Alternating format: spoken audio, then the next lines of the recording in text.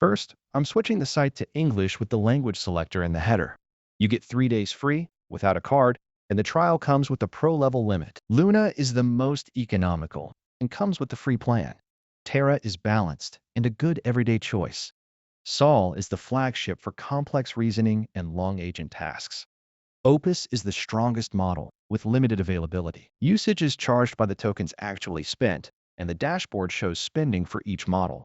Plans set the available access, while Opus has its own message allowance. The documentation keeps set up in one place. It covers account keys, provider configuration, model selection, third-party clients, and the differences between the terminal and browser. The application programming interface is compatible with OpenAI. Enter the address and key in Cline, Continue, Cursor, Aider, or Z, and use the same models from your usual client. These are 2 tools for different tasks.